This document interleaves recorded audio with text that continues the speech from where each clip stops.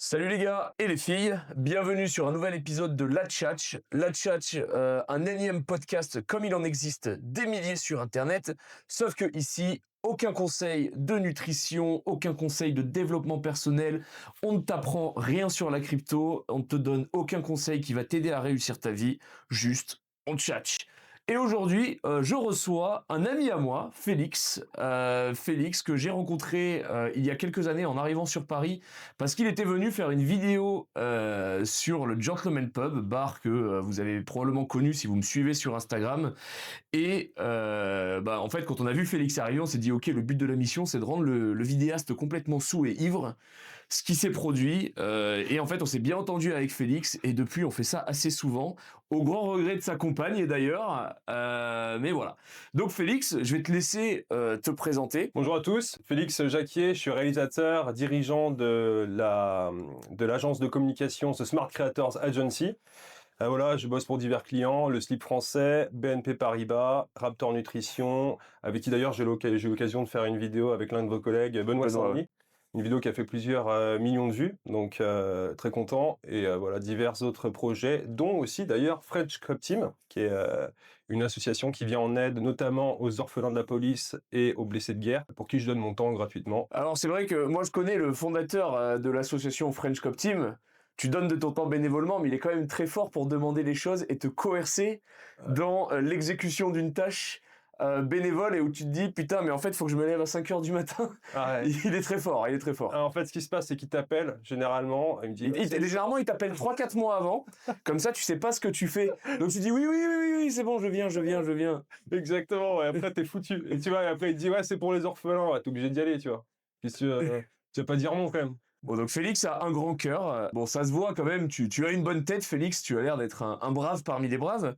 Mais sur ton apparence, on peut se dire, quand on te voit la première fois arriver, que t'es le citadin ultime, que tu as grandi dans le 11e arrondissement, que tu te déplaces à vélo, et que quand tu vas acheter tes tomates au marché, tu demandes si elles sont bio. En revanche, ce n'est absolument pas le cas, Félix. J'ai cru comprendre que tu venais d'un endroit très reculé sur Terre. Ah ouais, non, mais j'y travaille, hein. J'essaie de devenir un citoyen modèle, ouais. Mais non, je pense que comme beaucoup, j'ai grandi à la campagne, vraiment au fin fond de la Bretagne, de la campagne. Et je pense que quand t'es gosse et que tu grandis à la campagne, quand t'as pas trop l'occasion de te faire des potes, eh ben faut être créatif, quoi. Il est très humble pour l'instant, mais moi je l'ai déjà vu réaliser des vidéos. On le voit avec son téléphone faire des trucs comme ça. Le mec fait du CQB mais avec un téléphone. Et genre tu le vois, tu te dis mais c'est quoi ce mongol qui gesticule? Et puis après tu vois la vidéo et tu prends une claque. C'est que t'as quand même un vrai talent de création. Donc peut-être que... Est-ce que tu penses que ton enfance à la campagne, justement, avec le fait d'avoir zéro activité et rien à faire, t'a aidé à développer un esprit créatif, à t'imaginer des histoires ou des choses comme ça? Ah mais complètement. Comme je disais, tu sais, enfin quand t'es à la campagne, faut être créatif. Voilà, t'as pas trop de potes, donc faut trouver des moyens de s'amuser, de se faire des films. Et généralement, bah tu vois, t'as des films qui passent à la télé, Seigneur des Anneaux, tout ça, machin. T'as envie de refaire les choses dans la vraie vie. Donc qu'est-ce que tu fais? Tu prends un bâton, tu vas dans la forêt et tu dézingues des orties, des ronces, des trucs comme ça, des fougères. Tu gères. Et le mec c'est Don Quichotte, sauf que de se battre avec des moulins, il se bat avec des fougères. Alors c'est énorme. Mais après, je pense que ça, du coup, tu te construis différemment. Je pense que c'est un peu le revers de la médaille. C'est que tu le sens généralement. Moi, je l'ai vu quand t'avais un gars de la ville, parce que t'as toujours un mec de la ville, de Paris ou d'ailleurs, Qui vient par arriver, qui vient dans ton école. Ou alors le mec parle bien, le mec est à l'aise. Il parle bien, il a un vocabulaire que t'as pas. Parce que toi, voilà, t'as l'habitude de taper des fougères, en fait, tu parles pas. Tu parles dans ta tête, tu vois. Ou alors, à la limite, tu fais des onomatopées, mais ça s'arrête là. Et là, il y a un putain de fossé qui se creuse. Parce que ce mec-là, en fait, il a plein de potes qu'il voit quasiment tout le temps, tous les week-ends, les soirs, je sais pas, en rentrant de l'école. Il a des voisins à côté. Et ben là, ouais, voilà, il y a un petit gap qui se creuse. C'est rigolo. En plus, la Bretagne, si t'es fan du Seigneur des Anneaux et des trucs de chevalier, quand t'es gamin, ça s'y prête. Parce que le paysage, j'imagine, de la Bretagne, c'est un peu la terre du milieu, non? Non, mais pire que ça, en fait. Tu sais, dis-toi qu'il y a un bled en Bretagne. Moi, d'une région à côté de Guémené-sur-Scorff. Ah, l'Andouille de Guéméné. Ouais, voilà. Ok. C'est quoi l'Andouille de Guémené? Tout le monde connaît. Et il y a, en fait, dans la ville de Guémené, un endroit magnifique, une porte, un vestige d'une ancienne porte, et cette porte s'appelle la porte des Rohan. Et ça s'écrit pareil, R-O-H-A-N, truc de fou. Ok, et si tu passes la porte, il se passe quoi? Est-ce que tu changes de dimension? Ah, le blême, c'est ouf. Je vais pas essayer, ouais. Parce que, en fait, je sais pas comment ça se fait, mais cette porte-là, elle est dans la. C'est le mur de la baraque de quelqu'un, en fait. Ok. Il a une putain de porte une porte de forteresse dans son jardin, quoi. Un peu le même délire. Alors, bon, moi, du coup, j'avais des potes quand même. Ça avait quelques-uns quand même, hein, mais bon. Mais bon, c'est vrai que si tu veux, ma baraque, elle était. Donc, il y avait le village, il y avait une espèce de colline, puis une montagne. Moi, il y avait ma baraque qui était là. J'avais un pote, il y avait une vallée comme ça, avec une autre montagne et une colline dessus. Bah, j'avais un pote qui était là. Puis ensuite, il y avait une autre vallée avec une colline. Et ensuite, il y avait tout en bas du village, au fond de la vallée, une autre baraque. Et c'était celle d'un de mes potes. Donc, si tu veux. Et puis après, il y avait la croix de fer. Ça, c'était genre à 3-4 bornes, mais c'était tout plat. Donc, en fait, t'allais essayer de voir un pote, mais s'il était pas là, t'étais baisé parce que les autres étaient trop loin. En fait, t'avais perdu ta journée. Donc, ça m'arrivait des fois j'allais chez un pote, il y avait des gains. Et je disais, bon, bah, allez, tant pis. Je prenais mon vélo. Et du coup, moi, j'allais faire des dingueries dans la forêt. Et quand j'étais gamin, juste après le 11 septembre, ils avaient montré des vidéos à la télé de Ben Laden, et il y avait une vidéo de Ben Laden qui se baladait dans les montagnes, et la montagne sur la vidéo où on le voit descendre comme ça et dire bonjour à des talibans, on dirait exactement l'endroit où il y a les ruines du château où je jouais quand j'étais gamin, tu vois. Oh, putain. Et là, moi, gamin, je vois ça à la télé, je me dis, mais en fait, il cherche Ben Laden, mais il est chez moi, putain. Juste là où je commence à partir avec... En vrai, j'allais rien faire, mais je partais genre avec le couteau de chasse, tu vois, qui te faisait dans un tiroir, et je montais dans la forêt au cas où je croisais Ben Laden, tu vois. Attends, c'est depuis quel âge, là? Je devais avoir 8 ans, même pas. Et un jour, je faisais le con et je m'étais planté de sentier. Dans la pénombre, quand la nuit a commencé à tomber, c'était un peu dur de te repérer dans la forêt. Et je commence un peu à paniquer. Bon, il est genre 18-19 heures. Et mon père, il est là à hurler, tu sais. Toi Tu l'entendais, là? Ouais, bah tu sais, ça résonne, c'est des vallées, donc ça porte assez bien. Puis mon père, il a quand même une grosse voix, donc Thomas, parce que c'était l'heure de bouffer. Et du coup, après, je paniquais. Et quand j'ai retrouvé mon chemin, j'étais en train de courir avec mon couteau dans un sentier escarpé, en train de pleurer parce que la nuit est tombée, qu'il y avait des bruits de chouettes et des trucs qui se lançaient, et mon père qui hurlait. Donc j'avais la peur de me faire déglinguer par mon père, mais la peur de me faire déglinguer par Ben Laden des forêts, tu vois. Ouais, tomber sur ton couteau, là. Non, ça m'a pas traversé l'esprit. Ok, ouais, attends. Putain, ah non, mais moi, les expériences de nuit aussi, ça me rappelle une anecdote, là. Moi, j'avais l'habitude, du coup, d'aller souvent en forêt pour, voilà, faire des trucs. Et à un moment, je me dis, tiens, je vais dormir dehors. Tu sais. J'ai été au collège, là. Et donc, je me dis, tiens, je vais pas partir comme ça. J'ai pris une sorte de pièce de boucher, une pièce de viande que j'avais trouvée, donc, dans le frigo. J'ai emprunté à mes parents. Et là, donc, je pars avec un... Mais toi, quand même, à la place de tes parents, qu'on dû ouvrir le frigo et qu'on dit, il est où le steak? Je crois que j'aurais posé la question, je crois, je sais plus.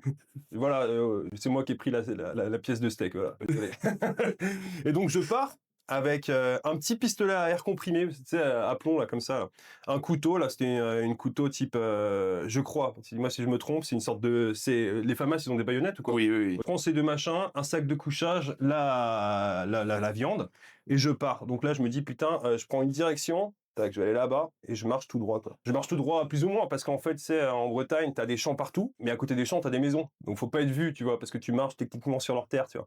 Donc en fait, tu longes par des espèces de petits chemins entre les champs, le fil électrique, là, t'as un vieux talus avec des branches trop basses, donc tu galères comme ça, tu vois, c'est chiant. Et voilà, et au bout d'un moment, en fait, à force de marcher, je me dis, tiens, le soleil décline. Donc, je pose mes affaires, je commence à essayer de creuser un trou dans le sol, à essayer de faire un petit carré de terre, là, comme ça, je m'étais dit, non, en fait, je vais enlever le carré de terre, je vais le reboucher. J'ai commencé à ramasser du fagot, etc., pour faire un feu. Et là, déjà, la grosse galère, parce que j'avais pas pris de journal ou quoi, donc j'ai essayé de prendre des tout petits fagots pour essayer de les cramer, donc je me suis pris à plusieurs fois avec le briquet qui chauffe bien sa mère, c'est quand tu le tiens. Au bout d'un moment, j'y suis arrivé, sauf que le feu, il arrêtait pas de crever. Oui, alors c'est vrai que pour la petite technique bushcraft, vous avez vu, je vous ai menti, on nous dirait qu'on avait dit qu'on donnait pas de conseils, mais au final je vous en donnais un. En fait, quand tu fais un trou pour faire un feu, je crois que ça s'appelle un feu à la canadienne, donc tu fais ton trou comme ça pour caler tes cendres, pour caler tes braises, par contre après oui, il faut faire au moins un conduit de manière à ce que l'air passe dedans et ressorte, ouais. Et ben là, je savais pas. Voilà, je savais pas, donc j'ai fait un feu, le truc il arrêtait pas de s'étouffer. En plus de ça, à côté, bon, je m'étais dit c'est pas grave, je vais foutre mon steak là-dessus, il va bien essayer je vais bien essayer de le cuire, et je trouve pas mon putain de steak. Et là, je commence à fouiller partout, il fait nuit. Au bout d'un moment, j'abandonne. Et je me dis, vas-y, je vais dormir, de toute façon, je peux pas repartir. Que voilà, je me fous dans mon duvet. Pendant la nuit, il se passe un truc. C'est-à-dire que j'entends des pas à côté, tout autour. Je fais, t'entends, ça s'arrête. et ça reprend. Donc voilà, je flippe, mais j'ai quand même mon pistolet à plomb et mon couteau. Je sais pas, j'ai trouvé cette position un peu stylée. Je dormais un peu comme ça. Bon, au bout d'un moment, ça fait mal, tu vois. Donc j'étais comme ça. Et j'ai pas trop fermé l'œil de la nuit. Peut-être que j'ai dormi un petit peu, je sais pas. Et le lendemain, je me rends compte de quoi? Qu'en fait, c'était des putains de vaches. Voilà, il y avait des vaches tout autour. Je savais pas où j'étais, je savais pas où j'avais mis les pieds. C'était des vaches qui avaient autour. Voilà. Et le steak, Ah vous avez pas ouais. pris, il était resté à la cuisine, quoi. Ah ouais, Ah non, donc c'est tu la t'es merde. vraiment infligé une belle vie de merde. Toi, t'as voulu te faire une aventure en Mais mode ouais, ouais. Indiana Jones. Mais en fait, ce qui est fou, c'est que, putain, de nuit, tu flippes. Alors en fait aussi, il y a un autre truc qui est assez marrant, surtout quand je fais du camping en forêt. Donc moi j'en ai fait dans mon enfance, j'en ai fait forcément avec l'armée, même si on n'appelle pas ça du camping, on appelle ça des bivouacs. Quand t'es dans la forêt, tu sais, c'est le moindre bruit va paraître exagéré. C'est-à-dire que par exemple, un oiseau, tu vois, un oiseau c'est léger, ça fait quoi? Ça fait 800 grammes max, si c'est un putain d'oiseau, ça fait 1 kilo, tu vois. Globalement, un oiseau comme ça, c'est pas lourd. Mais ça, quand ça se déplace dans la forêt, ça fait un bordel de fou. Les biches, pareil, c'est quelque chose qui marche. Alors elles sont un peu furtives et elles font attention à toi. Généralement, elles t'ont vu avant toi. Et la forêt, c'est quand même un espace vivant. Tu vois, quand t'es en ville, il y a toujours du bruit. Sauf que là, le bruit, ça va pas être une biche, ça va être un clodo qui gueule, un mec une sirène de police ou quoi que ce soit. La forêt, c'est une espèce de ville, mais pour les animaux quand il réfléchit. Forcément, il y a toujours du bruit. Et t'as aussi, je pense que c'est aussi, t'es en putain d'état d'alerte, en fait. Tu sais, t'es pas chez toi, machin, il fait nuit, t'as pas l'habitude de faire ça. T'es sur le qui-vive, le moindre bruit, tu psychotes, putain. Mais plus sérieusement, oui, c'est sûr que quand tu vas en forêt, t'es quand même constamment en alerte, même si les forêts européennes sont au demeurant quand même plutôt safe. Je pense que c'est moins dangereux que la Guyane ou la savane. Ouais, non, mais en fait, le risque, c'est pas de se faire bouffer ou quoi, c'est juste qu'un putain de sanglier te marche sur la gueule, quoi. On m'a déjà marché là sur la gueule pendant que je dors, en fait, tu t'en souviens, non? C'était un sanglier. Non, c'était un mec bourré. On parle de l'enfance, Félix. Toi, tu m'as parlé de ton enfance dans la campagne. Je sais qu'à un moment, tu as mentionné que tu étais en internat. Moi, j'ai fait de la maison d'enfant quand j'étais plus jeune, donc je connais un peu la vibe de l'internat et on fait des conneries assez intéressantes à l'internat. C'est des trucs d'enfants turbulents, ça, la maison d'enfants. Ouais, j'ai fait plusieurs collèges. Je suis très calme aujourd'hui. Voilà, mais j'ai fait plusieurs collèges en effet. Et donc toi, t'as fait de l'internat, et quand on est internat, j'imagine que tu t'étais qu'avec des garçons, forcément. C'était pas un internat mixte? Alors si, on se retrouvait, c'était mix au self, quoi. Oui, On à avait la mangé, cantine mais et à la sinon, non, récré, bien quoi. sûr, les étages étaient en fonction Voilà. de Donc vous aviez des chambres de combien? Des chambres de combien? Oh là là, putain, je sais pas. En fait, ça variait, peut-être parfois t'en avais des 4 et parfois de 4 personnes et parfois c'était un peu plus. Est-ce que t'as des anecdotes d'internat à nous raconter, Félix? Il y a un truc que j'ai retrouvé chaque année, ça c'est un truc de fou ça. Ce qu'il faut savoir, c'est que les chiottes, la plupart du temps, sont communes. Il y en a on a des salles de bain qui sont individuelles dans l'internat dans lequel j'étais. Et après, il y a les toilettes qui sont communes, donc qui se trouvent au fond du couloir, quoi. Et là, tout le monde est pieds nus en fait quand on se balade. Et ce qui se passe et qui est assez ouf et que j'ai retrouvé chaque année, c'est que quand t'as un mec qui va pisser et qui pisse à côté, la pisse ça tombe par terre, tu vois. Le prochain qui arrive, il est pieds nus. Il a pas envie de marcher dans la pisse, donc il se met un peu plus grand, tu vois. Et forcément, À la fin, les mecs qui pissent dans ce couloir. t'as des gens. Ouais, et ouais, t'apprends à maîtriser du coup ton engin et tu pratiques le tir sportif. Tu tires à longue distance, quoi. Voilà, donc ça, c'est une petite anecdote. Et sinon, bien sûr, t'as les. Tu sais, genre, j'imagine bien, Félix, sur un podcast de développement personnel. Ouais, alors moi, l'enfance, ce que ça m'a appris, c'est à pisser, mais genre vraiment loin de l'urinoir, tu vois, parce que en fait, franchement, mec, t'es un génie. Appris à viser loin, tu vois. Alors nous, on se faisait quand même des petites saloperies. On s'était fait démonter, mais vraiment démonter, parce qu'en fait, j'ai mon grand-père. Tu vois, mon grand-père m'avait donné une anecdote de sa formation militaire avant d'aller en Algérie, où il me disait qu'ils avaient un jeu, c'était de surélever un lit, tu vois, genre quand un mec dort, et de les mettre sur des tabourets. Ah. Tu prends un journal, tu l'allumes, tu sais, et quand il prend feu, tu réveilles le mec, tu fais au feu, au feu. Le mec il ouvre les yeux et il va sortir du lit, tu vois. Ça.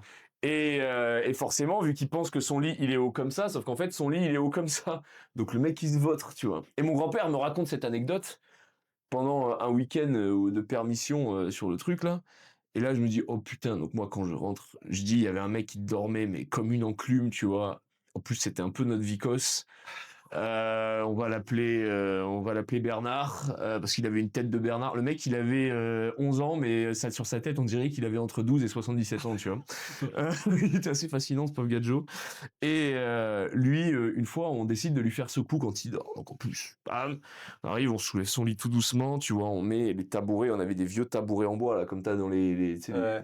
tu vois ce que c'est, tu sais, les tabourets gris avec les barres grises. Ouais, je vois, ouais, le bar en métal, là, Ouais. circulaire, ouais. Et donc, Inquiétable. on surélève le lit tranquille, et là, on prend genre un Picsou Magazine, tu vois. On l'allume, Putain, vous avez cramé un Picsou Magazine. et genre, on commence à faire le truc, tu vois. Et du coup, là, on le réveille, au feu, Bernard, au feu. Il ouvre les yeux, forcément, il tombe, mais en plus, il s'explose, il fait genre un vrai faceplant dans le sol, tu vois. Et forcément, ça fait du bruit. Donc, il y avait une veilleuse de nuit, une vieille dame de l'arrière-pays provençal. Donc, elle est arrivée direct avec le martinet, elle a pas cherché à comprendre. Et donc, du coup, elle nous prend, c'est comme ça, par les oreilles, là, et elle nous descend, et elle nous met au piquet en face de la chambre de veillée, et elle appelle le directeur, tu vois. Et moi, j'étais en bas de l'escalier, et le directeur, il s'appelait, on va l'appeler Jean-Philippe. Et donc là, on l'a réveillé à genre 23h pour monter sur la colline où il y avait l'internat, tu vois. Donc le mec, il était un peu à Mac 12. Et moi, on m'a foutu dans l'escalier il y avait l'entrée en bas et il y avait l'escalier qui montait vers la chambre de garde. Et là, je suis contre l'escalier et je me dis, au moins, je suis tout seul, je peux faire ma life. Tu sais, j'avais pas besoin de mettre mon front contre le mur. Je dis, c'est bon. Sauf que ce que j'avais pas calculé, c'est que du coup, j'étais le premier mec sur le tracé du directeur, en fait. Putain, il est arrivé, gros, il m'a attrapé, il m'a secoué comme ça, mec. Putain, mais c'est des fous, là, les directeurs, là, parce que... Oh tu sais c'était un peu une autre époque hein, quand même tu sais je sais pas comment étaient tes parents sur la gifle éducative. Non, franchement, ça va, j'ai eu des bons parents. Ah ouais, Ouais. t'as su que c'est des mauvais parents qui me déclenchent. Bon, moi je viens d'une région où moi j'avais le Non. père le plus cool du village, mais il me mettait quand même des claques dans la tête mon père proposait à mes profs de me mettre des claques. C'est-à-dire que mon père sur une Ah réunion ouais. parents-prof il disait si vous avez besoin de lui mettre une claque derrière la tête, n'hésitez surtout pas. Putain, ça, là, les petits effets pyrotechniques, là, par contre, j'ai passé pour un con si je raconte ça. Mais vas-y, bah justement, c'est le but de cette émission, Ok. Félix. On était à l'internat, c'était au lycée, donc là, voilà, c'est plus grave. J'avais un petit pétard, vous savez, pas qui se fume, hein, mais pétard, tu sais, les plus petits pétards rouges, là. Oui, les fourmis, non? Un truc comme ça s'appelle. Ouais. Et là, voilà, j'étais assis sur le lit, un lit superposé. Il y avait un pote, on va l'appeler Thomas. Il s'appelle pas Thomas. Ouais, c'est ton nom d'ailleurs. Ouais. Mais parce qu'en fait, il était assez proche du gars en question. Et là, je sais pas, je devais être en manque d'attention ou quoi. Là, je commence à choper le petit pétard et je dis, hé, regarde Thomas. Et je commence à allumer le pétard et je me dis, tiens, je l'écrase dans ma main pour éteindre la flamme ou quoi, tu vois. Le machin, il m'a pété dans la main. Sérieux? Et j'ai regardé, et en fait, la peau, on aurait dit du plastique, elle était étendue. C'était superficiel, hein. Elle était étendue, et j'ai plus rien qui me reste. Elle était étendue comme ça. Il y avait comme une onde qui s'était. Et donc là, il y a le pion qui arrive. Et là, moi, je suis un peu sonné comme ça. Je sens rien. Je fais, ah, c'est bon, c'est bon. Et je chantais que dalle. Et là, il m'emmène, voilà, à la pharmacie, là, À l'infirmerie, ouais. l'infirmerie. Je sais même plus ce qu'ils ont fait, mais pas grand chose. Et moi, j'ai dormi comme une merde comme ça. Je pouvais pas baisser mes mains, en fait. Ça me lançait de ouf. Et j'avais accroché ma main. Et voilà, je dormais en bas du lit superposé. J'avais accroché ma main comme ça. Pour pas, justement, pour pouvoir dormir dans cette position-là. Ouais. C'est pas très drôle comme anecdote. Enfin, c'est super con, quoi. Bah moi, On l'avait pas, hein. en tout cas, ça m'instruit sur un truc parce que nous, on faisait péter des pétards pour le 31 décembre, forcément. Et pour la fête de la Saint-Jean au village, tu vois. Et à chaque fois, ma daronne, elle était ah, joue pas avec ça, tu vas te faire péter la main et tout, tu vois. Genre, c'était en mode la dynamite, tu sais, genre, tu manifestes, tu sais que tu t'écoutais ma daronne, c'était je manipulais de la dynamite. Ouais. Et moi, je me disais, mais il faut vraiment être un connard pour le garder en main et se faire péter une main. Et ben aujourd'hui, j'ai ma réponse. J'ai enfin rencontré une des statistiques. Mais voilà, j'ai mis un visage sur une statistique. Non, mais putain, en fait, moi, je m'étais dit que c'était comme une bougie, tu vois, tu la serres si fort. Je m'étais même dit que si ça marche pas, j'appuie et je la pète.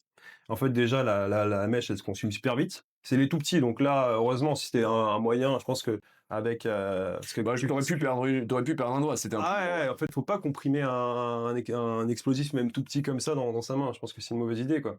Oui, À la limite, tu le poses comme ça, là, je pense que tu risques rien, mais là, je pense que c'est une mauvaise idée, Félix. ouais.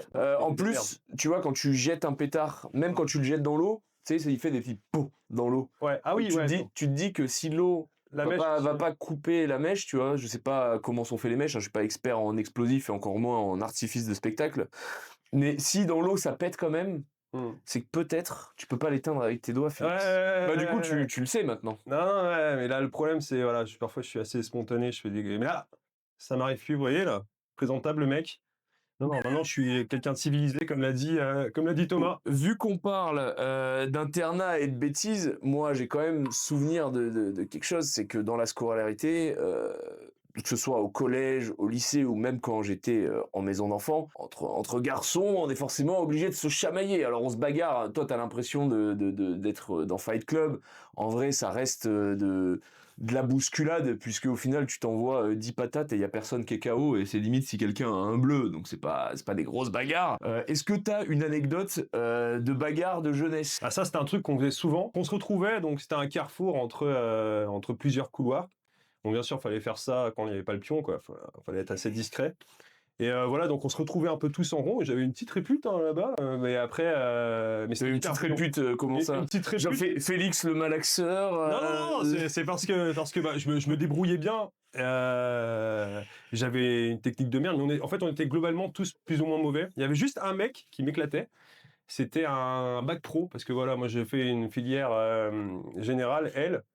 Donc voilà, en fait, la concurrence en termes de bagarre. Bah, c'est vrai que moi j'étais en bac pro, je pense qu'on avait un meilleur level parce que les lycées généraux, on appelait ça des chevreuils. Tu sais, c'était les mecs avec la mèche, on appelait ça des chevreuils. Donc, et nous, il y avait que des mecs qui avaient l'encoche sur le sourcil et qui étaient là en mode Allô Ramambert Kefa aujourd'hui, tu vois. Alors qu'à côté, c'était là en mode Salut Timothée, tu vas à la soirée chez Apolline, tu vois. Ah, c'est exactement ça. C'est pour ça que j'avais une réplique du coup. Ouais. Et donc il y avait les mecs de bac pro qui, eux, pour le coup, bah, ils tapaient fort. Et putain, mais quand j'y repense, mais en fait, ça avait aucune gueule. Hein. C'était vraiment de la bagarre brouillon. Je me souviens d'un espèce de... Tu vois, cette espèce de match là entre un Américain et un Japonais là, des espèces de deux grosses marmules qui se tapent. Oui, Don Fry contre Yoko, contre Taka. Putain, j'ai plus son blaze. Les mecs où ils s'attrapent comme ça là, ils se crochettent chacun leur tour après 2 coups de genou. Ouais. Bah, pas la même classe parce que forcément le fusil était moins, mais c'était vraiment en question-réponse. C'était bam, bam, bam et peut-être un peu plus rapide, mais voilà quoi. C'était puis il reste des vieilles vidéos parce que c'était le moment où les téléphones commençaient à arriver, tu sais, là, avec les Sony Ericsson. C'est d'ailleurs marrant que tu parles qu'on parle de bagarre d'internat.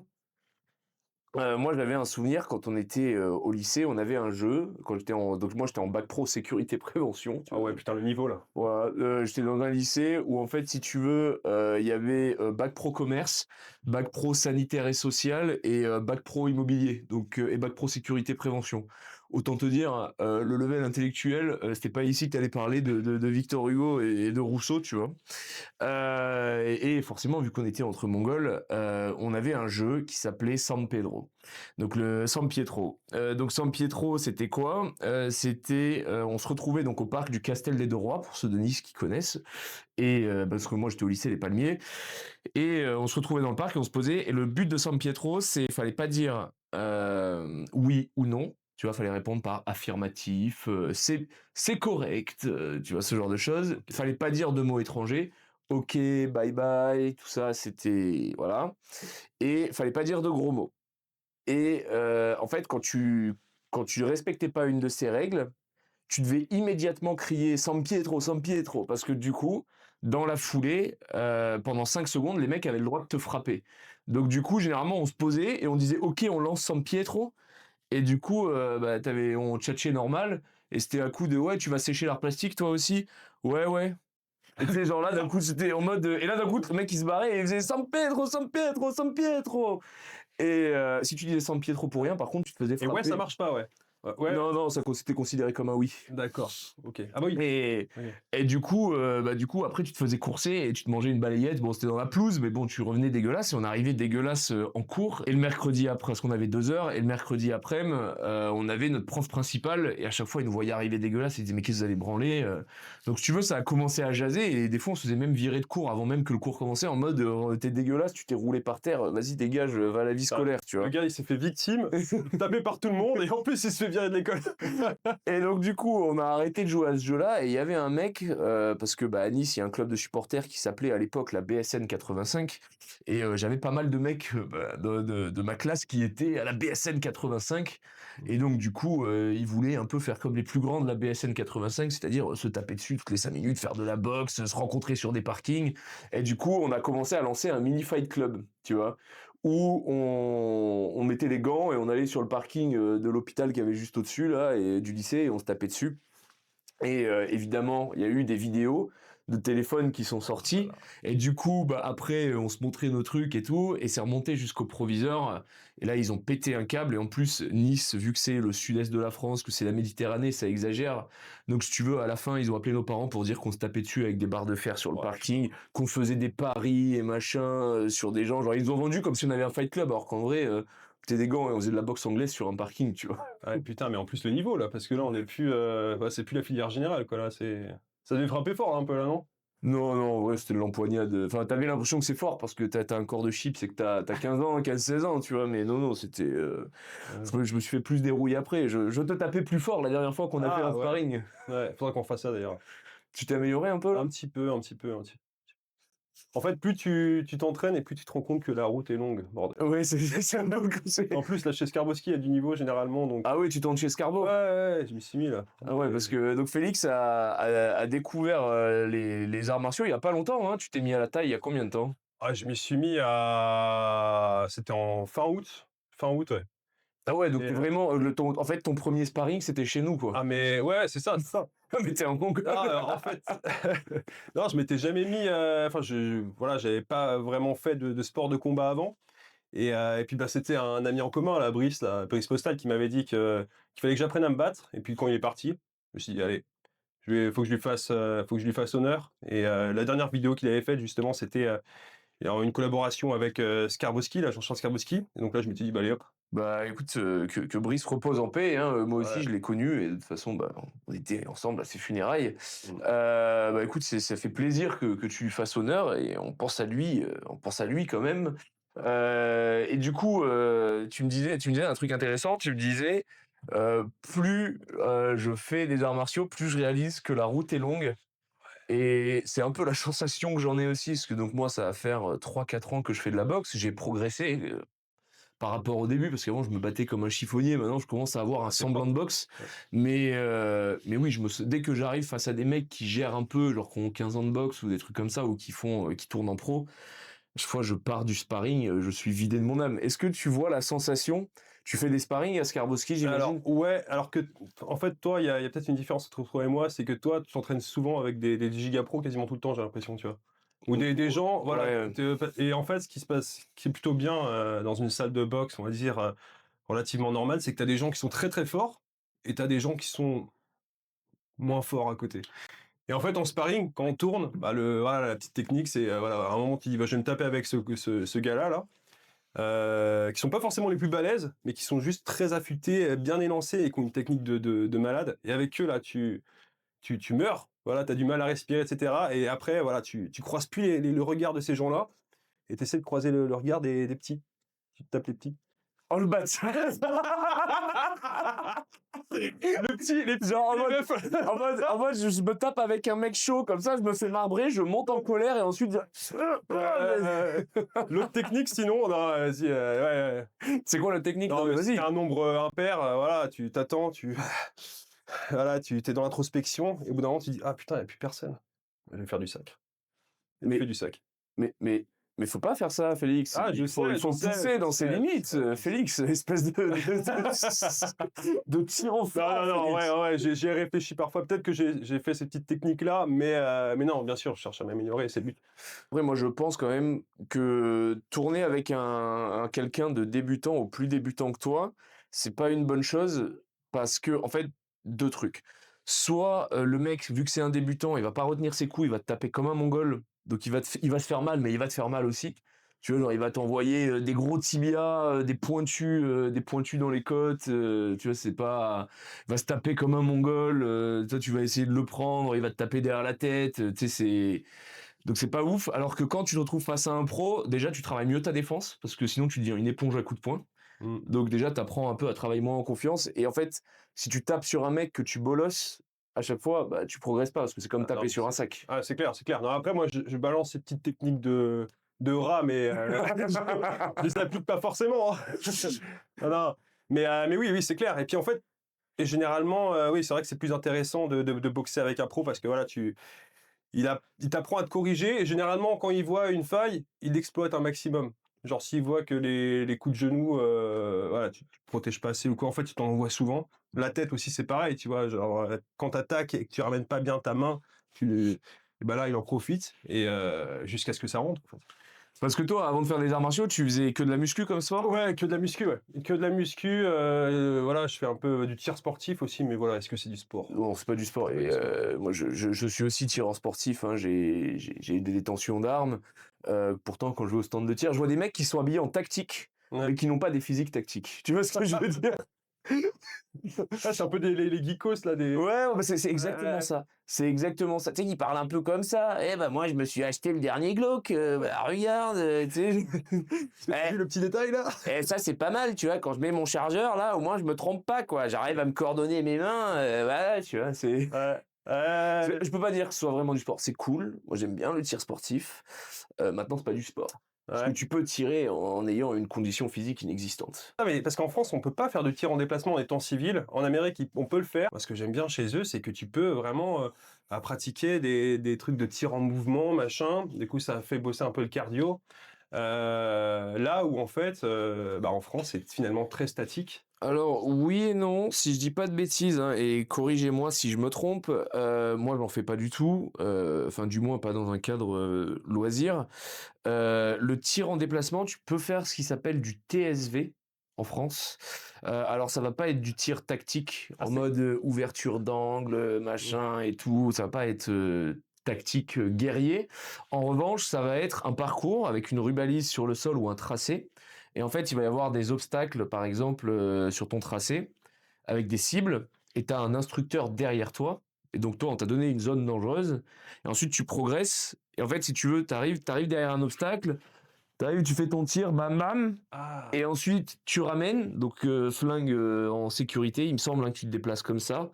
Enfin, t'as pas le droit d'être, c'est le canon de, il me semble, hein, ouais. je sais pas, je m'avance peut-être un peu trop, mais et ensuite tu cours vers un autre obstacle, t'arrives derrière ton autre obstacle, t'arrives, tu fais ton tir sur le truc, ensuite bip, tu passes sur l'autre obstacle. Oh putain, mais ça, Et, c'est génial. et tu fais des trucs multiples, mais par contre, voilà, c'est encadré, c'est dans un contexte sportif, Ouais. avec un tracé, il y a des obstacles, c'est pas en mode je vais enrouler mon angle, je vais tirer, faire.